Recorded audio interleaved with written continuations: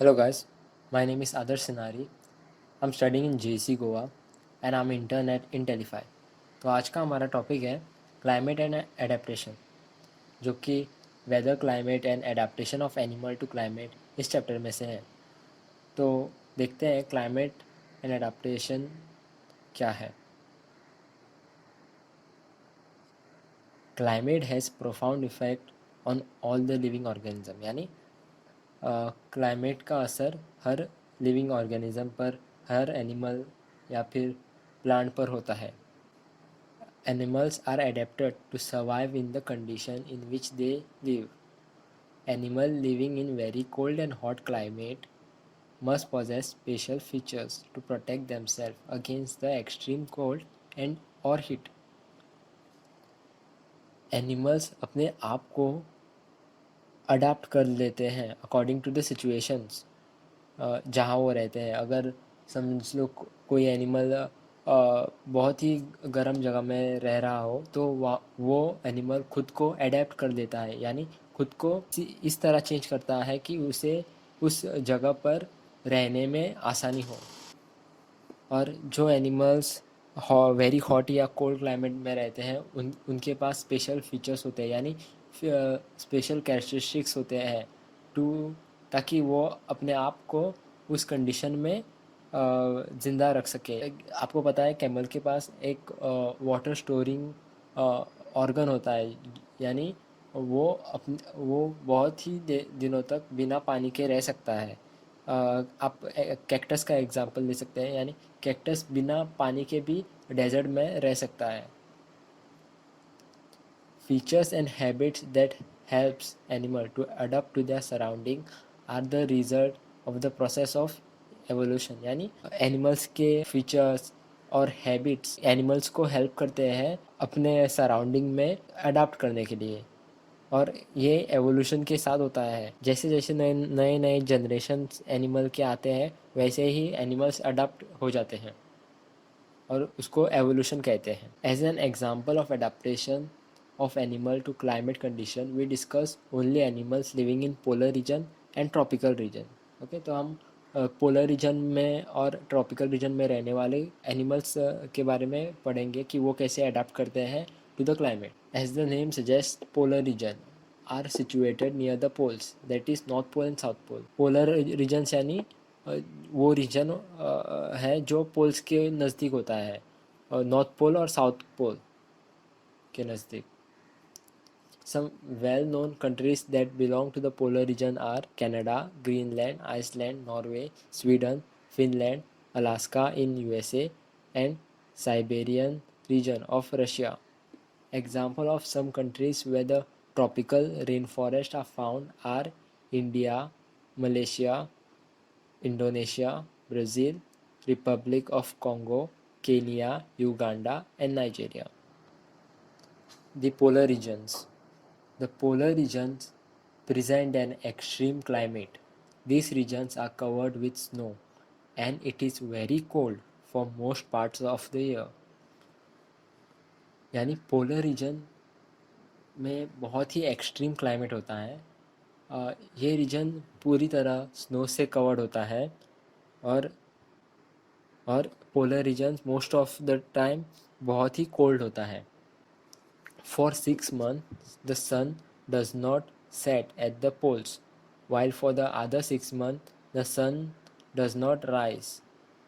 In winters, the temperature can be low as -37 degree, यानी 6 months के लिए sunset होता ही नहीं है और 6 मंथ्स के लिए सनराइज़ होता ही नहीं है। यानी आप सोच सकते हैं कि कितना एक्सट्रीम क्लाइमेट है वहाँ पर। और विंटर्स में यहाँ पर कभी कभी टेम्परेचर -37 डिग्री तक जा सकता है। Animals living there have adapted to the severe condition. Let us see how they are adapted by considering the example of polar bear and penguin. तो जो एनिमल्स इस पोलर रीजन पर रहते हैं उन लोगों ने अपने आप को उस कंडीशन के लिए ऐसे चेंजेस लाए हैं ताकि वो वहाँ पर सर्वाइव कर सके। यानी खुद को अडाप्ट किया है उस कंडीशन के लिए। और देखते हैं पोलर बेयर और पेंगुइन का एग्जांपल। तो have fight polar bear have white fur so that they are not they are not easily visible in the snowy white background. It protects them from predators। यानी polar bear होते हैं, उनको उनका अ, उनका फर white होता है ताकि वो स्नो में इतनी आसानी से विजिबल ना हो। वो उनको प्रेडिटर्स से भी बचाता है और उनको शिकार करने में भी आसानी होती है। It also helps them in catching their prey. To protect them from cold extreme to protect them from extreme cold, they have two thick layers of fur. They also have a thick layer of fat under their skin. In fact, they are so well insulated that they have to move slowly and rest often to avoid getting overheated। यानी पोलर्स bears का double layered फर और fat उनको अच्छी तरह से गर्म रखने में उनकी मदद करता है। वो इतना इफ़ेक्टिव होता है कि उनको ध्यान रखना पड़ता है कि कहीं वो ओवर हीटेड ना हो, यानी ज़्यादा गर्म ना हो। इसलिए उनको बीच बीच में रेस्ट करना पड़ता है ताकि उसका बॉडी टेम्परेचर नॉर्मल हो जाए। Physical activities on warm days necessitate cooling, so the polar bear goes for swimming. It is a good swimmer. Its paws are wide and large, which helps it not only to swim well but also walk with ease in the snow। यानी physical activities यानी movement के बाद polar bear के body का temperature बढ़ जाता है और उनको उनको कूलिंग करना पड़ता है, इसलिए वो स्विमिंग के लिए जाते हैं। स्विमिंग से उनका उनके बॉडी का टेम्परेचर घट जाता है। पोलर बेयर के पास होते हैं वो वाइड एंड लार्ज होते हैं, यानी बहुत ही बड़े होते हैं। वो उनको स्विम करने में और स्नो में आसानी से चलने में मदद करता है। While swimming underwater, it can close its nostril and can remain underwater for long duration। यानी वो स्विमिंग करते वक्त अपनी नॉस्ट्रिल्स को बंद कर सकते हैं और बहुत लंबे समय के लिए पानी के अंदर रह सकते हैं। It has a strong sense of smell so that it can catch its prey for food। उनका सेंस ऑफ स्मेल बहुत ही तगड़ा होता है। वो बहुत दूर से भी किसी अपने प्रे को सूंघ सकते हैं। Another well-known animal living in the polar regions is the penguin. It is also white and merges well with the white background। यानी वो भी वाइट कलर का होता है और बैकग्राउंड के साथ अच्छी तरह मर्ज होता है, यानी स्नो में उसको ढूंढना डिफ़िकल्ट हो जाता है। It also has thick skin and lots of fat to protect it from cold. Penguin की स्किन बहुत थिक होती है और बॉडी पर बहुत फैट्स होता है। वो उनको ठंड में गर्म रखने में मदद करता है। You have you may have seen pictures of penguin huddled together। This they do to keep warm। यानी आपने देखा होगा कि पेंगुइन्स कैसे झुंड में रहते हैं ताकि उस झुंड से उनको गर्मी मिले, यानी एक दूसरे से उनको गर्मी मिले। आपने देखा होगा कि जब आप लोग किसी एक हॉल में बहुत सारे लोग जमते हैं तो कैसे गर्मी बढ़ जाती है। Like polar bears, penguins are also good swimmers. Their body are streamlined and their feet have webs, making them good swimmers। यानी पोलर बेयर की तरह ही पेंगुइन्स भी अच्छे स्विमर्स होते हैं। उनकी बॉडी स्ट्रीमलाइन यानी स्विमिंग के लिए प्रॉपर होती है। देयर फीट हैव वेब्स, यानी वेब होता है पाँव पाँव पे और उनको वो अच्छा स्विमर बनाता है। Other animals living in the polar region are many types of fishes, musk oxen, reindeer, foxes, seals, whales, and birds। It is to be noted that while fish can remain under cold water for long, यानी और भी animal यहाँ पर इस cold region में रहते हैं, जैसे फॉक्सिस, रेंडियर, वेल्स एक्सेट्रा. और it is to be noted, while fish can remain under cold water for long, birds must remain warm to survive. They migrate to warmer region when winter sets it. They come back after winter is over. यानी fishes winter में भी इस polar region में रह सकते हैं. उनको migrate करने की ज़रूरत नहीं पड़ती, लेकिन बर्ड्स को माइग्रेट करना पड़ता है. माइग्रेशन यानी एक जगह से दूसरी जगह जाना. तो बर्ड्स को माइग्रेट करना पड़ता है किसी गर्म जगह पर विंटर में, और इस तरह वो सर्वाइव करते हैं. और एक बार विंटर ख़त्म हो गया कि वो बर्ड्स फिर से पोलर रीजन पर आते हैं. You know probably that India is one of the destination of many of these birds. You must have seen or heard about the Siberian crane that comes from Siberia to places like Bharatpur in Rajasthan and Sultanpur in Haryana and some wetlands of northeast and some other parts of India. यानी India में भी बहुत सारी birds हैं जो migrate करके आती है विंटर के सीज़न में, जैसे कि साइबेरियन क्रेन आती है फ्रॉम साइबेरिया, और भरतपुत्र इन राजस्थान और सुल्तानपुर इन हरियाणा, इन जगह पर. और नॉर्थ ईस्ट इंडिया में भी आती है. Tropical rain forest. The tropical region has generally a hot climate because of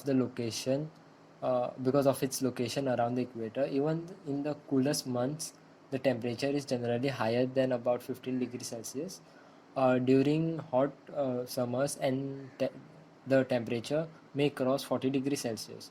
Days and nights are almost equal in length throughout the year.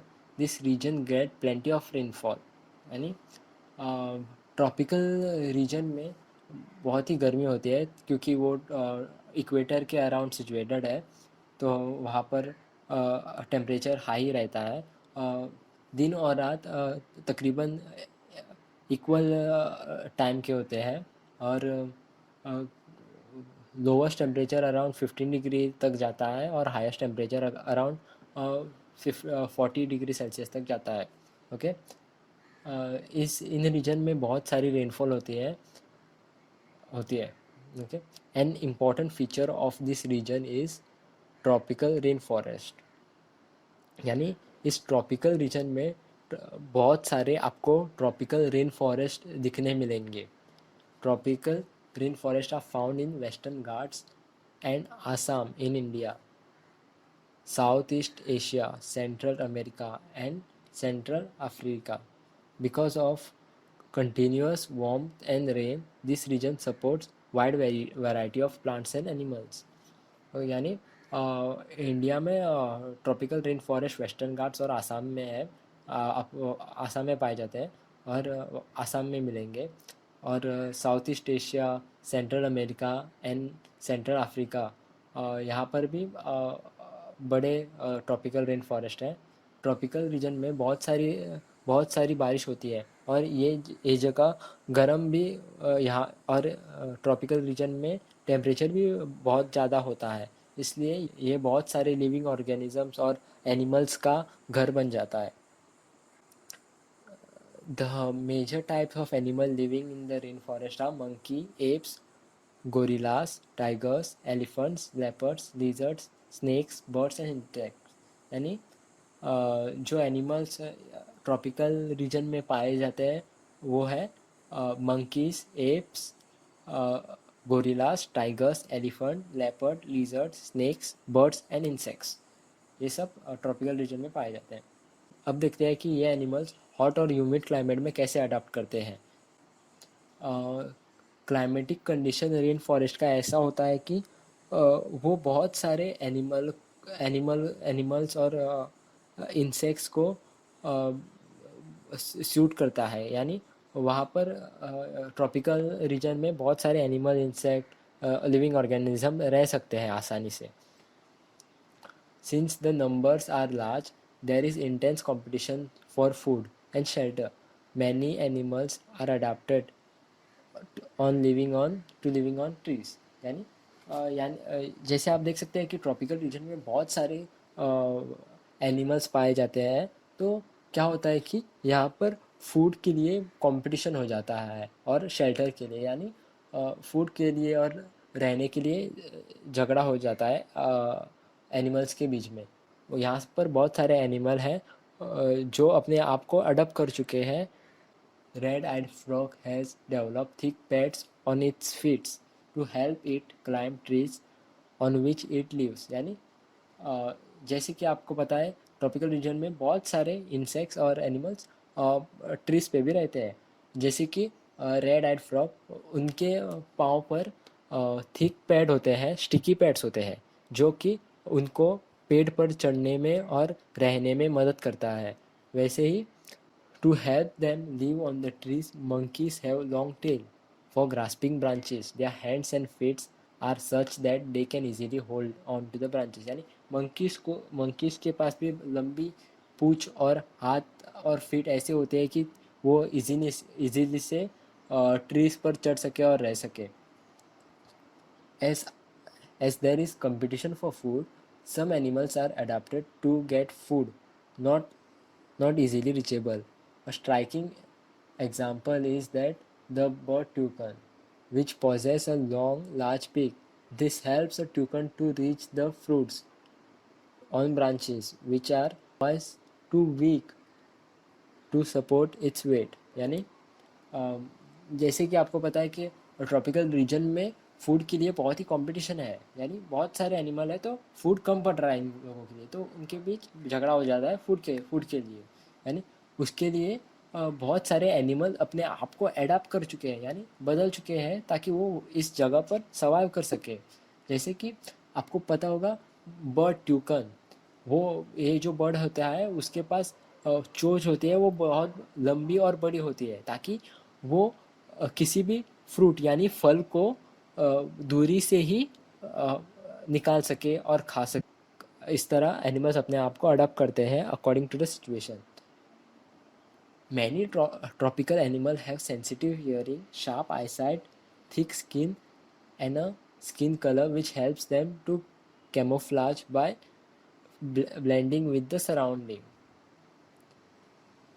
Many tropical animals होते हैं, उनका हियरिंग अच्छा होता है, आईसाइट अच्छी होती है, उनकी स्किन भी थिक होती है और कलर भी ऐसा होता है कि वो ऑलमोस्ट इनविजिबल हो उस ट्रॉपिकल रीजन में. This is to protect them from predators.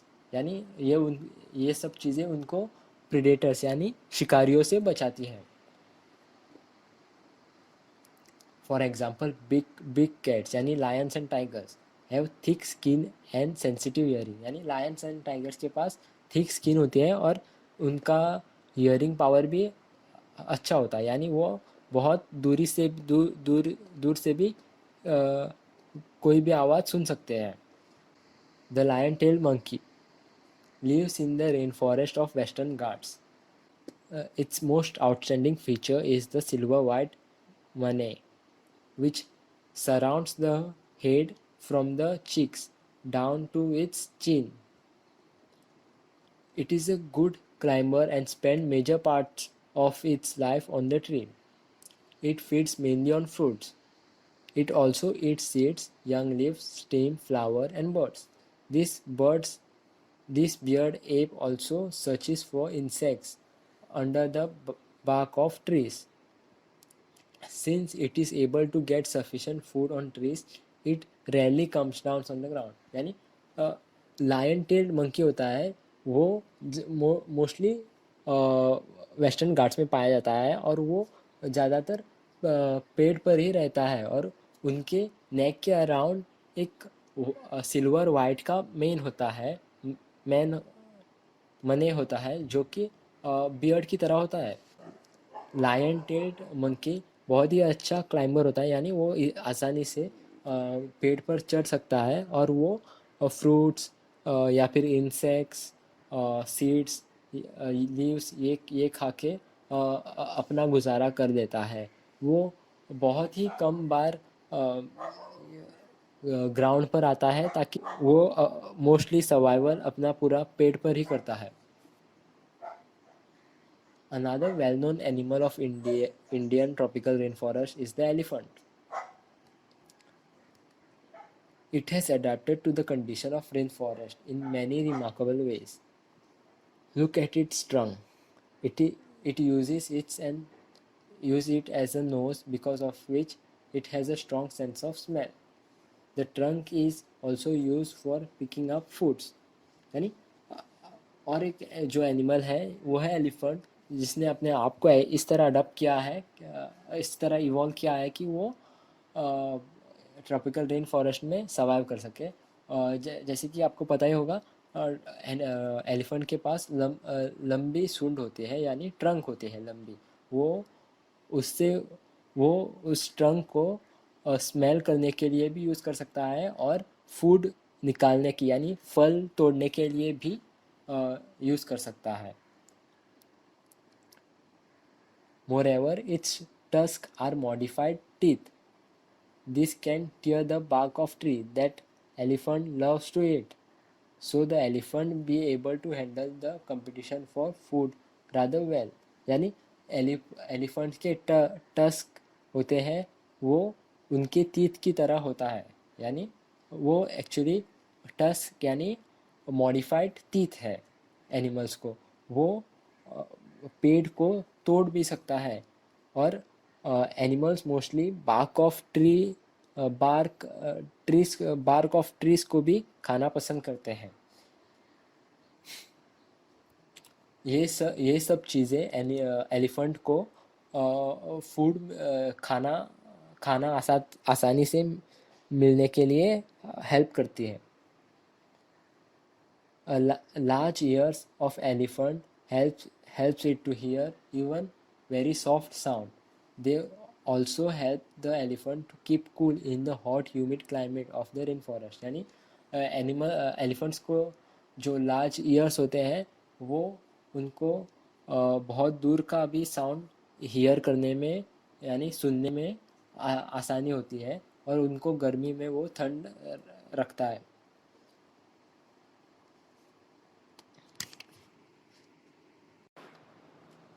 तो हैव यू एवर थॉट, इस सेक्शन में देखते क्या है आज। So do fish and butterflies also migrate like birds. क्या आपको लगता है कि फिश और बटरफ्लाइज भी माइग्रेट करते हैं एक जगह से दूसरी जगह। फिश का तो आपको इस लेक्चर में जवाब मिल गया हो। आप बटरफ्लाइज के बारे में ढूंढने की कोशिश कीजिए। ओके, तो अगला क्वेश्चन है, which region receives highest rainfall. Okay, कौन से रीजन में हाईएस्ट रेनफॉल होती है। शायद ये भी आप इसका भी जवाब आपको मिल गया है इस टॉपिक में। तो फॉरेस्ट रीजन्स या फिर नॉन फॉरेस्ट रीजन, ये आपको ढूंढना है। Okay, which is the biggest tropical rain forest. तो आपको पता है कि ट्रॉपिकल रेन फॉरेस्ट सबसे बड़ा किस स्टेट में या किस कंट्री में है। अब ढूंढिए, इस चैप्टर में उसका एग्जांपल भी दिया गया है। आप देख सकते हैं, या फिर आप किसी को पूछ सकते हैं और ढूंढने की कोशिश कीजिए। आई होप आज का टॉपिक आपको समझ में आया हो। अगर आपको कोई क्वेरी हो तो आप www.intelify.in पे जा सकते हैं। वहाँ पर हमारा क्वेश्चन आंसर फोरम है, वहाँ अब आप अपनी क्वेरीज पोस्ट कीजिए।